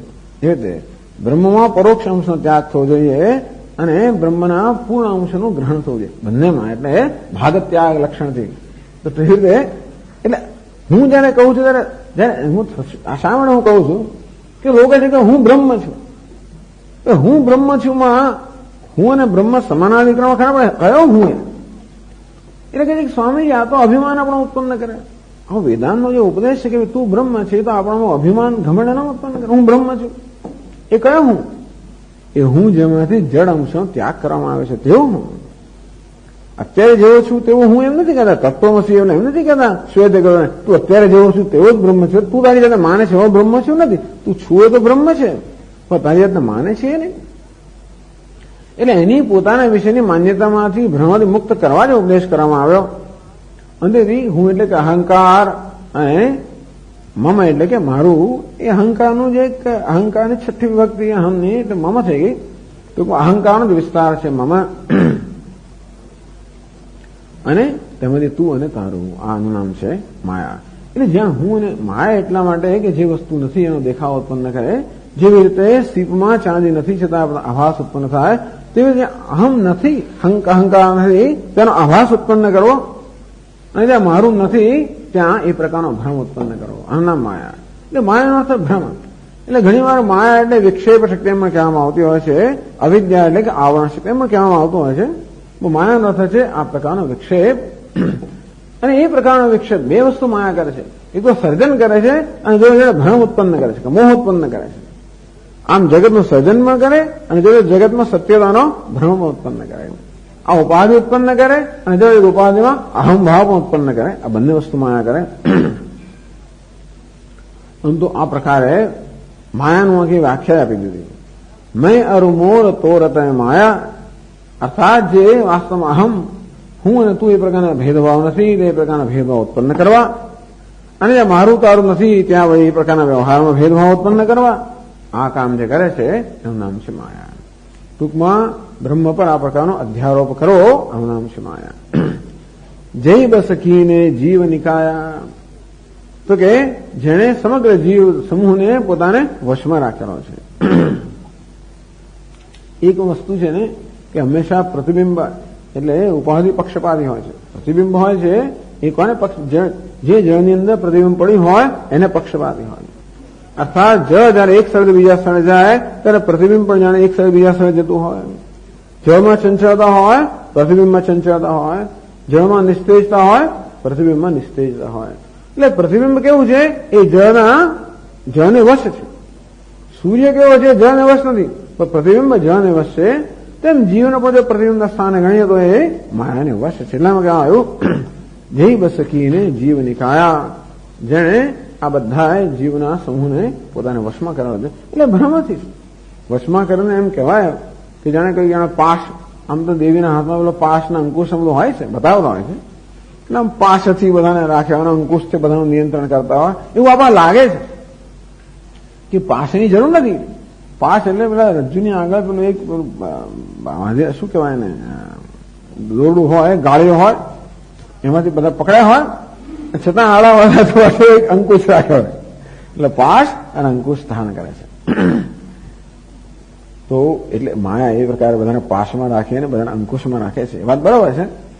અને છતાં પણ એવું નથી કે એના માટે કોઈ પ્રયત્ન હોય. આ ભ્રમથી માણસ આપોઆપ જ અંકુશમાં રહેતો હોય છે. ઈશ્વર અંશ જીવ અવિનાશી, ચેતન અમલ સહજ સુખરાશી, સો માયાવસ ભયો ગુસાઈ, બંધ્યો કીર મરકટ કી નાઈ. ઈશ્વરાંશ જીવ અવિનાશી, આ જીવ કેવો છે? ઈશ્વર અવિનાશી અંશ છે. એ ખાલી અનુવાદ જ છે. મમૈવાંશો જીવ લોકે જીવભૂત સનાતન, ચેતન અમલ સહજ સુખરાશી. જે ચૈતન્ય છે, નિર્મળ છે અને સહજ સુખનો રાશિ, સહજ સુખનો સમૂહ કે સુખ સ્વરૂપ છે. સો માયાવશ ભયો ગુસાઈ, પરંતુ એ માયાવશ થઈ ગયો. બંધ્યો કીર મરકટ કી નાઈ, કોઈ શિકારીએ કે મદારીએ પેલા મરકટને બાંધી રાખ્યો હોય તેવી રીતે આ માયાએ જીવને જાણે કે બાંધી રાખ્યો. આમ આગળ કહે છે હજી,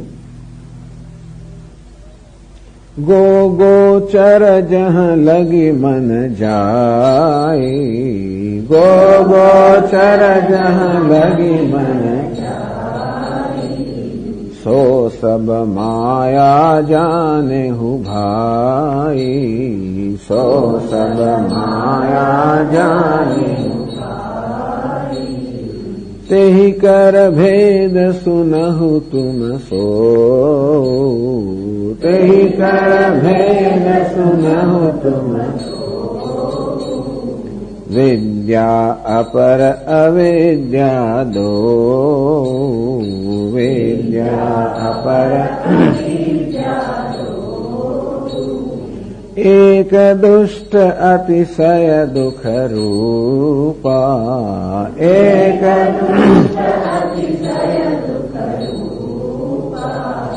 जा बस जीव पराभव कूपा, जा बस जीव पराभव, एक रचई जग गुण बस जाके, एक रचई जग प्रभु प्रेरित नहीं निज बलता के, प्रभु प्रेरित नहीं निज बलता. गो गोचर जहाँ लगी मन जाए, સો સવ માયા જાણે ભાઈ. માયાનું મોટું લાંબુ પ્રવચન આપે છે, કારણ કે એને સમજી તો બાકી બધું સમજાઈ જાય. ગો ગોચર જ્યાં લગી મન જાય, ગો એટલે કે ઇન્દ્રિયો, ગોચર એટલે ઇન્દ્રિયોના વિષયો અને મન. એ ભાઈ જ્યાં સુધી ઇન્દ્રિયો, ઇન્દ્રિયોના વિષયો અને મનની જ્યાં સુધી પહોંચે છે ત્યાં સુધી સો સવ માયા જાણે હું ભાઈ. એ ભાઈ એ બધાને માયા જાણવી જોઈએ.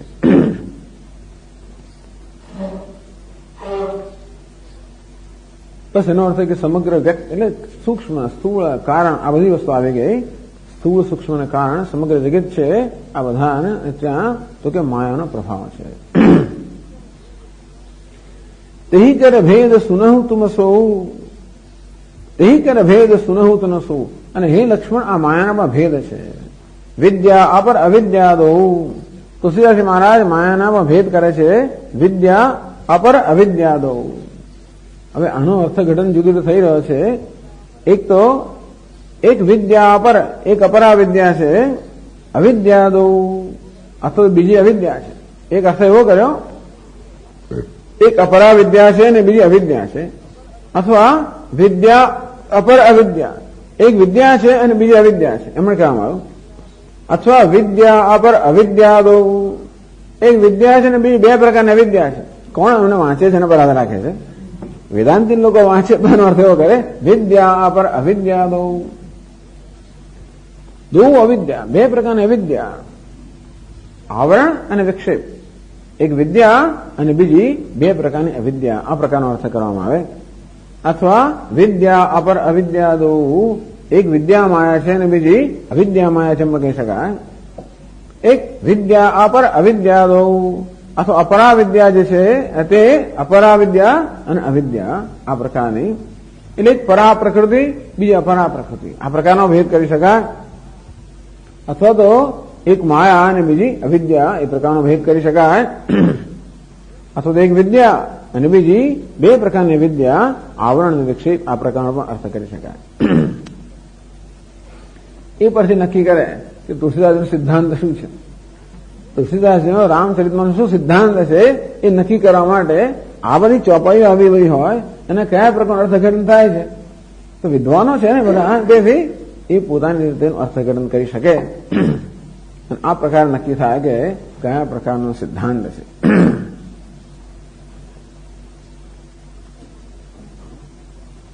તો માયાની મર્યાદામાં કહેવામાં આવ્યું. આમ તો વિદ્યા તો કઈ માયાની મર્યાદામાં કહી ના શકાય. એટલે પણ એક આ ટીકાકારે વિદ્યા અપર એટલે અપર જે વિષય એને વિદ્યાનું વિશેષણ માન્યું અપરા વિદ્યા.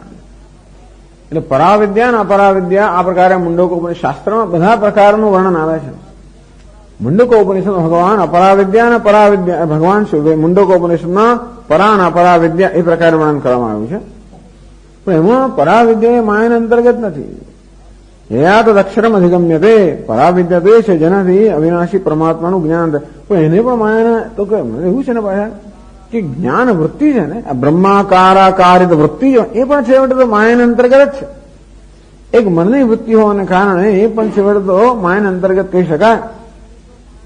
એટલે બ્રહ્મ વિદ્યામાં ખરેખર તો માયાના અંતર્ગત છે, તેથી એનું પણ છેવટે એનું પણ નિવૃત્તિ થઈ જાય. એટલા માટે જ્ઞાન નિષ્ઠા પ્રાપ્ત થયા પછી આ બ્રહ્માકાર વૃત્તિની પણ આવશ્યકતા હતી નથી. એટલે બ્રહ્માકાર વૃત્તિને પણ માયાના અંતર્ગત ગણવામાં આવી છે. અને કોઈ પ્રશ્ન પૂછે કે માયાના અંતર્ગત હોય કેવી રીતે માયામાંથી નિવૃત્ત કરી શકે?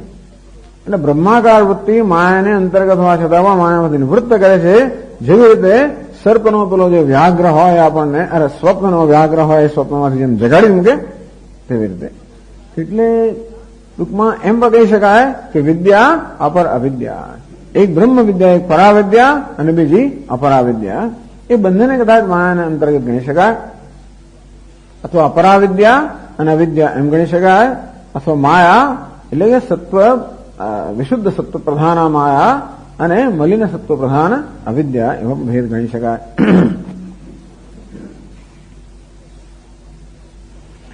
એક દુષ્ટ અતિશય દુઃખ રૂપા જાવસ જીવ પરા ભવકૂપા. એક છે અત્યંત દુષ્ટ છે, એક દુષ્ટ અત્યંત દુઃખ રૂપ છે. એક દુષ્ટ અતિશય દુઃખ રૂપ, બિચારાને દુષ્ટ કહેવામાં આવે છે. દુઃખ એ પોતાના સ્વભાવમાં કરે છે. દુષ્ટ તો ચાલો જે કહેવું હોય તો આપણા માટે દુષ્ટ છે. એક દુષ્ટ છે, અતિશય દુઃખ રૂપા, અત્યંત દુઃખ રૂપ, અત્યંત દુઃખ ઉત્પન્ન કરનારી છે. જાવસ જીવ પરા ભવકૂપા. એ કે ઈશ્વર અંશ જીવ અવિનાશી ચેતન અમલ સહજ સુખ રાશી. એ ચૈતન્ય છે, નિર્મળ છે, સહજ સુખનું સ્વરૂપ છે. એવો જે જીવ છે સો માયાવસ ભયો ગોસાઈ બંધ્યો કીર મરકટકી ન્યાય. આગળ વાંચિત પ્રમાણે આવો જીવ જે વાસ્તવમાં ઈશ્વર જ છે.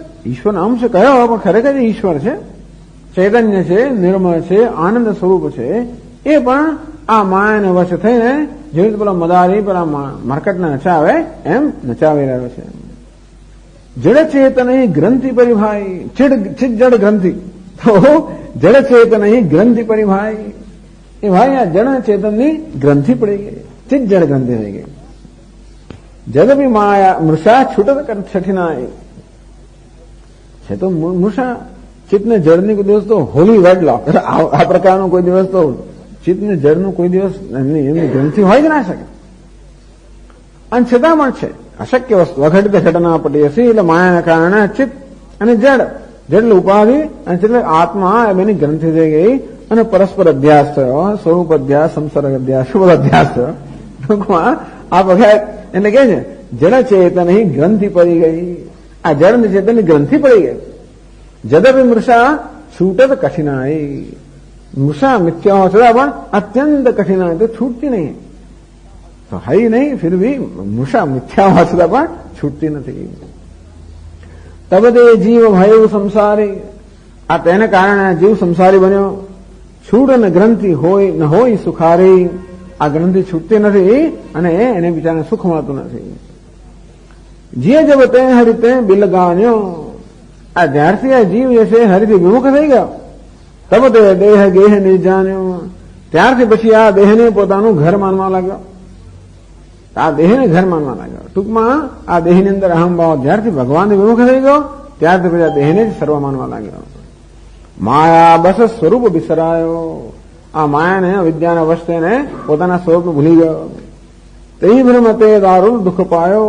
એ ભ્રમને કારણે દારૂણ દુઃખને પ્રાપ્ત થયો. પાયો જો દારૂણ દુસહ દુઃખ સુખ લેશ સપને હું નહીં મિલ્યો. પાયો જો દારૂણ દુસહ દુઃખ, બિચારા દારૂણ દુસ્સહ દુઃખ પ્રાપ્ત કર્યું. સુખ લેશ સપને હું નહીં મિલ્યો. સ્વપ્નમાં સુખનો લેશ પણ પ્રાપ્ત ન થયો. ભવસૂળ શોક અનેક જેહી તેહી પંથ તું હટી હટી ચલ્યો. જ્યાં સંસારના અનેક પ્રકારના શૂળ, અનેક પ્રકારના શોક રહે છે એવા જ માર્ગ પર હઠથી જ એ ચાલી રહ્યો છે. બીજા માયાને કારણે જે માર્ગ દુઃખ આપે છે એ માર્ગ પર જ હઠપૂર્વક ચાલી રહ્યો છે. સુખ માટે જ વલખા મારે છે, છતાં પણ એની પ્રક્રિયામાં એ દુઃખ જ પ્રાપ્ત કરેલો છે. બહુ જોની જન્મી જરા વિપતિમતિ મંદ હરિજાન એવું નહીં. બહુ જોની જન્મી, અનેક બધી યોનિમાં જન્મ લીધો, જરા વિપત્તિ અનેક અને વૃદ્ધાવસ્થા વિપત્તિ મૃત્યુ બધા ખૂબ બધા દુઃખ સહન કર્યા. મતિમંદ હરિજાન એવું નહીં, પરંતુ આ મંદમતી જીવે હરિને જાણ્યો. શ્રી રામ વિનુ વિશ્રામ મૂળ વિચારો લખો પાયો કહી. એ મૂળ વિચાર કર કે શ્રીરામ વગર ક્યાં આગળ વિશ્રામ પ્રાપ્ત થઈ શકે. શ્રી રામ વિનુ વિશ્રામ મૂળ વિચારો લખો પાયો કહી. એ રામ સિવાય બીજે બધે જ વિશ્રામ મેળવવા પ્રયત્ન કરી રહ્યો છે, પણ ભગવાન સિવાય બીજે ક્યાં વિશ્રામ મળે.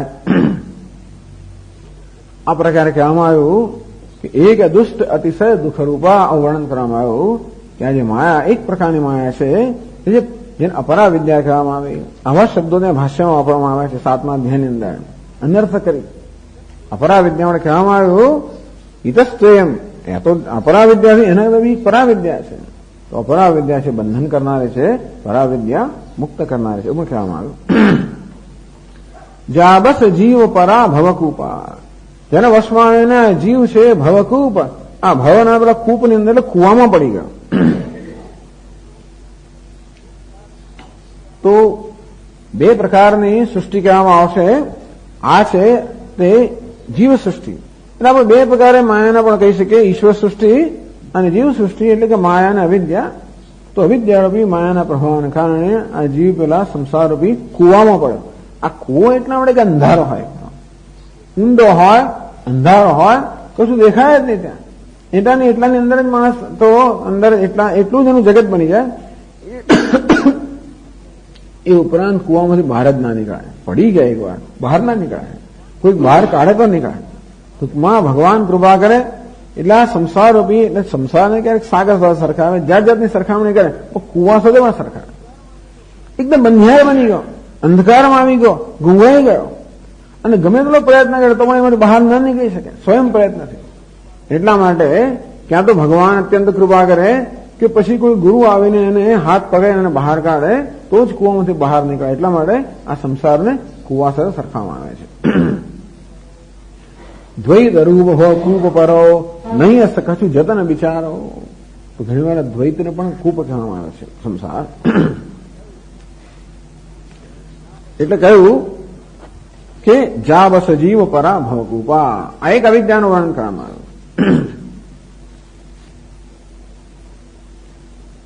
આ તો મોહથી બિચારો અનિશયા શોષ મુખ્યમાન હે. કુવામાં પડેલો માણસ અસહાય જેમ બની જાય છે, તેમ જીવ પણ અસહાય બનીને બિચારો વિચારી રહ્યો છે. मैं जन्म्यो मोहि मातु पिता तिय तनय धाम धन ये मेरे है शत्रु मित्र विद्या बल परिजन. હું જન્મ્યો, અમારા પિતા, માતુ, સ્ત્રી, પુત્ર, ઘર, ધન, ये मेरे है, ये शत्रु मित्र विद्या बल परिजन. यो ही है विद्वान चित्त फुरना से कल्पित देखत बहुविध स्वप्न अविद्या ते अति निद्रित. આ પ્રકારે અવિદ્યારૂપી નિદ્રામાં આ માણસ અનેક પ્રકારના સ્વપ્ન જોઈ રહ્યો છે કે આ હું છું, આ મારું છે વગેરે. બોતે હૈ વિષવલ્લી બીજ દુઃખ કો જો પ્રેમના કે નામ છે. આ પ્રેમના નામથી શું થાય છે? જીવ બિચારો બોતે હૈ વિષવલ્લી બીજ. તો પ્રેમના નામથી આ ખરેખર તો વિષની વેલનું બીજ જ રોપી રહ્યો છે. પ્રેમ એટલે કે મોહ. ખરેખરો પ્રેમ તો પ્રશ્ન નથી, પણ પ્રેમ આસક્તિના કારણે આ મનુષ્ય કે આ જીવ વિષરૂપી વલ્લી એટલે વિષરૂપી વેલના ખરેખર બીજ ત્યાં બોલી રહ્યો છે, એટલે કે બીજે વાવી રહ્યો છે. હોતે હે આંખુએ ભરે અનલ કે સો નેહ ધામ છે. એમાંથી અંકુર ફૂટતા હોય છે. શોકારણ્ય બઢા વિશાળ. અને પછી આ શોકરૂપી અરણ્ય છે એ તેને વિષની વલ્લી, વિષનું બીજ રોપ્યું, એમાંથી અંકુરો ફૂટ્યા અને ધીમે ધીમે અંકુરો એક પછી એક વધારે બીજ ઉત્પન્ન કરતા ગયા. શોકારણ્ય બઢા વિશાળ. અને શોકનું મહાન અરણ્ય વિશાળ બની ગયું. ઇને સૌ લાખ શાખા ધરે. અને લાખો એવી શાખાઓ થોડું શું છે? અરસ્યોર્ધમ પ્રસુતા તસ્ય શાખા દેહો કો દહતા તુષાનલ યથા નિર્ધૂમ જ્વાળા ભરે. અને એવા ભયંકર જે સંસાર અરણ્યની અંદર પાછા અનેક પ્રકારની દવા એટલે કે અગ્નિ, તો એમાં દાવાના એને કારણે બિચારા અત્યંત દુઃખી થયેલો જ્વાળાઓમાં. બહુ જાત જાતનું વર્ણન કરે છે કે કેવી રીતે જીવ બિચારો આ સંસારની અંદર પડીને અત્યંત દુઃખી થઈ રહ્યો છે. આવું કરનારી એક માયા છે, માયાનો એક અંશ છે જે જીવને આ પ્રકાર અસહાય બનાવીને દુઃખ આપી રહ્યો છે. ત્યારે બીજી માયા કઈ છે? એટલે એ કહ્યું એક દુષ્ટ અતિશય દુઃખ રૂપા જાવસ જીવ પરા ભવકૂપા. આપણને આવું વર્ણન કરવા બહુ નથી ગમતું હતું આવી રીતે દુઃખ વગેરેનું, કારણ કે આ તો જાણે કે જાણી જઈને બીજા દુઃખ પ્રાપ્ત કરતું નથી. આ પણ અસહાયતા જ છે, આ પણ લાચારી જ છે. ટૂંકમાં આ બધી વસ્તુ માણસનો અવિવેક જ બતાવે છે. એટલે જો કશી વસ્તુ પર ભાર ધ્યાન દોરું અવિવેક પર, એવું નથી કે માણસ જાણી જઈને દુઃખી થતો હોય. અવિવેકને કારણે જે દુઃખનું સાધન છે ને સુખનું સાધન માને ને પછી દુઃખી થાય છે બિચારો. પણ આવું છે એટલે આ માયાનો એક અંશ છે. એક રચઈ જગ ગુણ બસ જાકે. તો બીજી માયા કયા પ્રકારની છે? એક રચઈ જગ, જે સમગ્ર જગતની રચના કરે છે, આપણે માયા કહીએ.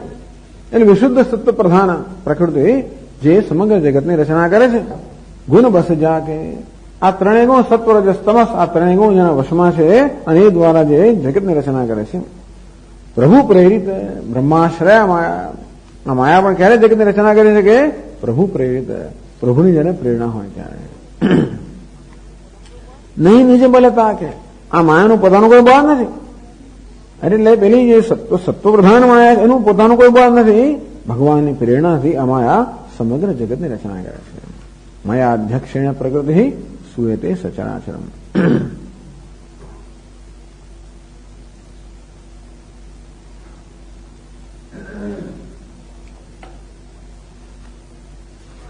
બહુ લાંબુ વર્ણન છે. સુરાવણ બ્રહ્માંડ નિકાયા પાય જાસુ બલ બિરચતી માયા. કહ્યું ને ભગવાનની પ્રેરણાથી. સુરાવણ બ્રહ્માંડ નિકાયા જાય પાય જાસુ બલ વિરચતી માયા. હે રાવણ સાંભળ, તો જાય જેના બળથી આ માયા આપણા બ્રહ્માંડનું સર્જન કરે છે. લવ નિવેશ ભુવન નિકાયા રચઈ જાસોનું શાસન માયા. એક આંખના પલકારા માત્રમાં બધું સર્જન થઈ જાય છે. જાસુ સત્યતા તે જળ માયા ભાસ સત્ય મોહ સહાયા. જે પ્રભુ સત્ય હોવાને કારણે માયા સત્ય હોવા છતાં સત્ય ભાસે રહી છે. તો જગત કેમ સત્ય ભાસે છે? એનું અધિષ્ઠાન પરમાત્મા સત્ય છે. તો જેની સત્યતાને કારણે આ માયા જે જળ હોવા છતાં પણ સત્ય ભાસે રહી છે. તો આ પ્રકારે આ માયા એક બીજી વસ્તુ કહેવામાં આવી. ટૂંકમાં અવિદ્યા માયા અથવા તો અવિદ્યા અને માયા અથવા અપરાવિદ્યા, પણ આ પ્રકારના ભેદ થયા અવિદ્યા અને માયા. જીવ સૃષ્ટિ અને વિષય સૃષ્ટિ. જીવ સૃષ્ટિ એટલે કે ભ્રમ, ઈશ્વર સૃષ્ટિ એટલે મોટો ભ્રમ છતાં પણ એક છે વ્યાવહારિક સત્તા અને બીજી છે પ્રાતિભાષિક સત્તા. આ પ્રકારે બંને માયાના સર્જન થવામાં આવ્યા.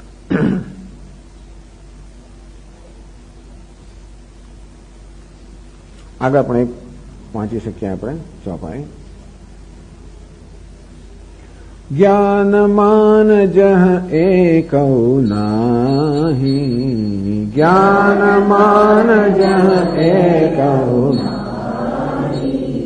દેખ બ્રહ્મ સમાન સબ માહી.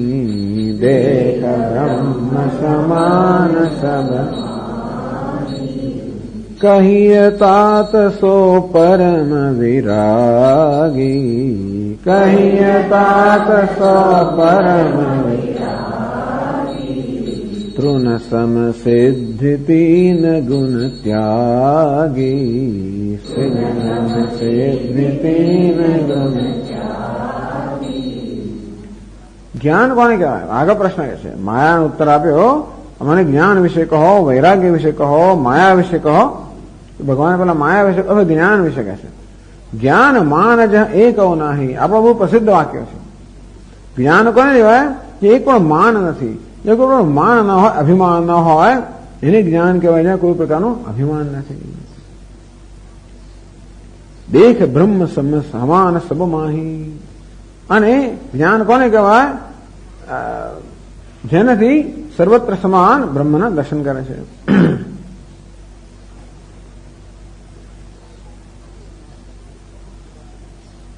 કહીએ તાત સો પરમ વિરાગી તૃણ સમસિદ્ધિ તીન ગુણ ત્યાગી.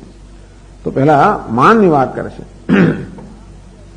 લાગે કરણ બ્રહ્મોપદેશા અજ અદ્વૈત અગુણ હૃદયેશા अकल अनीह अनाम अरूपा अनुभोगम्य अखंड अनूपा मन गोतीत अमल अविनाशी निर्विकार निरवधि सुखराशि सौदे तो ही नहीं भेदा અને જ્ઞાન કહેવાય ને સર્વ માન દૂર થઈ જાય, એટલે સર્વ અભિમાન ત્યારે દૂર થઈ જાય જયારે જીવન બ્રહ્મ એક્યનું જ્ઞાન થાય. ટૂંકમાં જેને વાસ્તવમાં અહંકાર માનવામાં આવે છે એ બ્રહ્મ છે એ પ્રકારનું જ્ઞાન થાય ત્યારે માનવું માપ જતું રહે. એટલે પોતાની કશી વસ્તુને માપવી ખરેખર તો કોઈ પ્રકારનું માન ન હોય તો કોઈ પ્રકારનું માપ ક્યાંય રહે નહીં. એટલે જ કહે છે દેખ બ્રહ્મ સમાન સર્વમાહી સમન નિર્દોષમી સમમ બ્રહ્મ. આમ સર્વ સમાન બ્રહ્મના સર્વત્ર દર્શન કરવા એનો તો કોઈ માપ રહ્યું જ નહીં. એ અસ્થિ ભાતિ પ્રિય नाम रूप 5 अंश तो बधे છે. नाम रूप जो अंश है वो तो सबको तो अलग अलग होते हैं, लेकिन तो पेन है, पेन भासती है, पेन प्रिय है. तो कोने को पेन प्रिय है परंतु तो वृक्ष है, वृक्ष भासता है, वृक्ष प्रिय है. लकड़ी है, लकड़ी भासती है, लकड़ी प्रिय है. लकड़ी नाम है, इसका रूप है. कोयला है, कोयला भासता है, कोयला प्रिय है ना. मेज आ गया, लकड़ी में से मेज बनाया. मेज है, मेज भासता है, मेज प्रिय है, मेज नाम है, मेज रूप है. और फिर बहुत साल उपयोग करने के बाद टूट गया, फूट गया तो जला दिया. जला शू काम, जला दिया तो क्या हो गया, कोयला हो गया. कोयला है, कोयला भासता है, कोयला प्रिय है. नाम है और रूप है. उसको भी अंगीठी में जला दे दो, राख हो गई. राख है, राख भासती है, राख प्रिय है, राख नाम है, राख रूप है. तो ऐसे जो नाम रूप है तो अलग अलग होते हैं. तो वृक्ष से लेकर राख तक क्या बदलता रहता है, नाम और रूप तो बदलता रहता है. लेकिन अस्थि भाति, अस्थि का अर्थ है सत, भाति का अर्थ है चित, प्रिय का अर्थ है आनंद. तो ये सच्चित आनंद है वो तो ऐसा ही रहता है. ये सच्चित आनंद का दर्शन होता है तो नाम रूप का कोई माप रहता है नहीं. એટલે કહ્યું ને જ્ઞાન માન જ એકવ નહીં, એને જ જ્ઞાન કહેવાય. શું ભાવમ વ્યયમીક્ષતે અવિભક્તમ વિભક્તેષુ તજ્ઞાનમ વિદ્ધિ સાત્વિકમ. સર્વભૂતેષુ એનેકમ ભાવમ અવ્યયમીક્ષતે. સર્વભૂતેષુ येन ज्ञानेन एकम भावम अव्ययम ईक्षते. प्राणी मात्र एक अव्यय परमात्मा दर्शन करो. अविभक्तम विभक्तेषु, तो विभक्त अविभक्त છે એવા એક અવિનાશી પરમાત્માના સર્વ નામ રૂપમાં દર્શન કરવા એનું નામ છે જ્ઞાન. એટલે કોઈ માન રહે જ નહીં ને, નામ રૂપ માન છે. જ્યાં સુધી એને સત્યતા આપવા ત્યાં સુધી જ કોઈ માન કે માપ છે તો વસ્તુને માપી શકીએ. પણ જયારે નામ રૂપ માત્ર એક માધ્યમ જ છે, વાસ્તવમાં સચ્ચિત આનંદ એમાં વ્યક્ત થઈ રહ્યો છે, એના એ જયારે દર્શન થાય એના ત્યારે કોઈ માન કે માપ રહેતું જ નથી.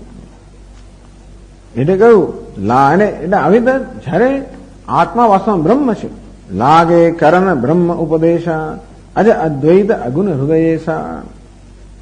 બ્રહ્મ ઉપદેશ કરવા લાગ્યા. કેવું છે બ્રહ્મ? અજ અદ્વૈત અગુણ હૃદયેશ અકલ અનીહ અનામ અરૂપા અનુભવગમ્ય અખંડ અનુપમ. મન ગોતીત, જે મન વાણીથી અતીત છે. અમલ અવિનાશી, જે નિર્મળ છે, અવિનાશી છે. નિર્વિકાર નિરવધિ સુખ રાશિ, આ નિરતિશય સુખની રાશિ નિર્વિકાર પરમ બ્રહ્મ છે. સોતે એ તું છે, તો હિ નહીં ભેદા. તે તું છે, તારા એનામાં કોઈ ભેદ નથી. બાર બીચી ગાવ અહીં ભેદા. વેદ શું ગાય છે? જેમ જળ તરંગમાં કોઈ પણ ભેદ નથી, તરંગને કહેવામાં આવે કે તું જળ છે, અને તે રીતે જીવને કહેવામાં આવે છે કે અવિનાશી બ્રહ્મ તું છે. અહમ જ્ઞાન. તો જ્ઞાન માન જ એકવ નહીં, કોઈ પ્રકારનું માન કે માપ રહેતું નથી, એનું નામ છે જ્ઞાન. પછી માનડ અભિમાન કે ઘમંડનો પ્રશ્ન નથી રહેતો, પણ એવો પ્રકારનો એક ખ્યાલ, એક મર્યાદિત પણ ખ્યાલ પણ જ્યાં રહેતો નથી. મારો પોતાના વિશે જ નહીં, કોઈના વિશે નહીં. હું એક માત્ર, એટલે લોકોને એમ કે સ્વામીજી આપણને એવું જ્ઞાન, હું બ્રહ્મ છું તો મને તો અભિમાન, હું એક બ્રહ્મ છું, ના કોઈ બ્રહ્મ નથી. તો એવું બ્રહ્મ જ્ઞાન કેમ હોય? હું ની અંદર પછી બધું જ આવી જાય. અહંકાર બ્રહ્મ નથી, પણ હું જેમાં સતમ સમાવેશ થઈ જાય. દેખ બ્રહ્મ સમાન સબ નાહી માહી. જડ ચેતન જગ જીવ જત સકલ રામમય જાની. જડ ચેતન જગ જીવ જત. આ જગની અંદર જડ ચેતન જે કોઈ જીવો છે સકલ રામમય જાને, એ સર્વ રામમય છે. બંદવ સબકે પદ કમલ સદા જોરી જુગ પાણી. જો જ્ઞાની મહાપુરુષ કેવા હોય, જયારે સર્વત્ર એમને રામના દર્શન થતા હોય ત્યારે બંદવ સબકે પદ કમલ, બધાના ચરણ કમળનું વંદન કરું છું. સદા જોરી જુગ પાણી, મારા બંને હાથ જોડીને સર્વના ચરણ કમળમાં વંદન કરું છું. કારણ કે જગતમાં જડ ચેતન જે કોઈ જીવ છે બધા જ રામમય છે. ઉમા જે રામ ચરણ રત વિગત કામ મદ ક્રોધ. હે ઉમા, જે રામના ચરણમાં રત છે એનામાં કામ ક્રોધ વસ્તુ હોઈ ના શકે. વિગત કામ મદ ક્રોધ, કામ અને ક્રોધથી રહિત. નિજ પ્રભુમય દેખાઈ જગત કાસન કરે વિરોધ. નિજ પ્રભુમય સબ દેખાઈ જગત. ત્યારે સમગ્ર જગતને પોતાના જ પ્રભુમય જોતા હોય, કાસન કરે વિરોધ, તો કોની સાથે વિરોધ કરી શકે? દેશ કાળ દિશ વિદિશ હુમાહી, કહું સો કહા જહાં પ્રભુ નાહી. એવો કયો દેશ છે, એવો કયો કાળ છે, એવી કઈ દિશા છે, એ કઈ વિદિશાઓ છે? કહું સો કહા જહાં પ્રભુ નાહી, એવું કહો જ્યાં પ્રભુ ના હોય કયો દેશ છે, કયો કાળ છે, કયો ખૂણો છે? અગ જગમય સબ હિરથ બિરાગી, પ્રેમ પ્રભુ પ્રગટ જેમી આગી. વગેરે આ રીતે આ જ્ઞાનનું વર્ણન કરવામાં આવ્યું. કહ્યું કે દેખ બ્રહ્મ સમાન સમમાહી. સમાન સમાન બ્રહ્મ જે સમમ સર્વેષુ ભૂતેષુ તિષ્ઠંતમ પરમેશ્વરમ, એ દર્શન કરવાનું છે. યહ પશ્યતિ સહ પશ્યતિ. ભગવાને કહ્યું કે એ જ્ઞાન છે. ઓકે. ઓમ પૂર્ણમદ પૂર્ણમિદં પૂર્ણાત પૂર્ણમુદચ્યતે પૂર્ણસ્ય પૂર્ણમાદાય પૂર્ણમેવાવશિષ્યતે. ઓમ શાંતિ શાંતિ શાંતિ. હરિ ઓમ. શ્રી ગુરુભ્યો નમઃ. હરિ